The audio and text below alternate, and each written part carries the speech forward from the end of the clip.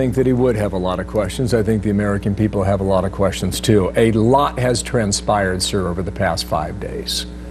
What do you think as of today? What do you think we learned? Well, first of all, none of this is going to go away. This is the first deliberate attempt at a coup d'etat by the deep state we've ever seen. It was clearly an attack on the American Constitution, on our entire process of governance. People like Comey were right in the middle of it. I mean, the very idea that he has the chutzpah to go on national television to say anything, given his own track record, tells you how sick the system has become. The whole system, frankly, resembles the Jussie Smollett case.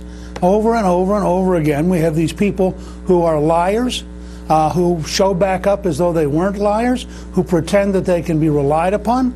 You had a head of the CIA who I think was undermining the United States and undermining the Constitution. And this is not going to go away.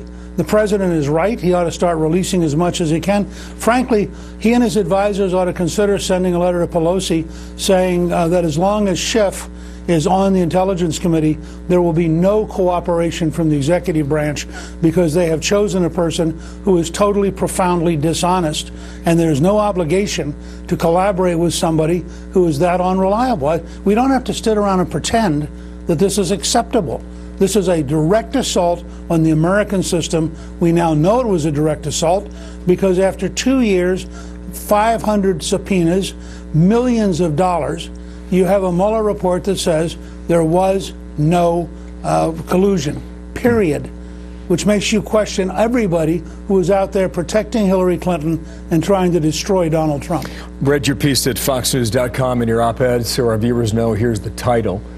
It reads, on Trump-Russia collusion, let's investigate why we've been lied to for 2 years, and you make a lot of the points you just made there in the piece. I encourage viewers to check it out online now. Karl Rove over the Wall Street Journal is making the case, move on from Mueller. There are more important matters to attend to now, and that includes an election that's about 18 months away from now. Do you understand the point he is making, sir?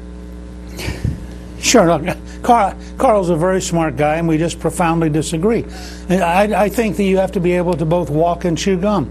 The fact is, yes, we should develop a better health program. Yes, we could continue to grow the economy, which Trump has done brilliantly. Yes, we ought to get more conservative judges approved. But you can't, as a historian, you can't look at the last 2.5 years and not feel profoundly troubled. To what extent was the Attorney General involved? I mean, she has this secret meeting with Bill Clinton on an airplane in Arizona during the week that they're supposedly investigating his wife. Well, what happened there? She ought to be put under oath, and so should Bill Clinton. You have all of these different things going on. What did President Obama know? What did Vice President Biden know? So this is not occurring in a vacuum. There was a methodical, deliberate effort by the executive branch to destroy one of the candidates for the presidency, and that effort continued after the American people elected him president. This is extraordinary historically. You can't walk off from it. Furthermore, some 500 Americans were subpoenaed. I know one person who spent $1,200,000 on lawyers to prove they did nothing. Yeah. Now, why should you as a citizen have the full power of the state bankrupting you based on lies? Do you believe